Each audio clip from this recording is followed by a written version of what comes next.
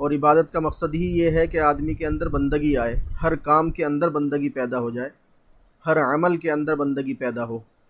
और गुनाहों से बचना भी गोया कि इंसान का अपने आप को बंदा बनाना है। और बंदगी हकीकत में बात को मानना है, बात को तस्लीम करना है, और अल्लाह सुब्हानहू व तआला के अहकामात को मानना, नवाही से अपने आप को बचाना और उससे दूर रहना, हकीकत में यही बंदगी है।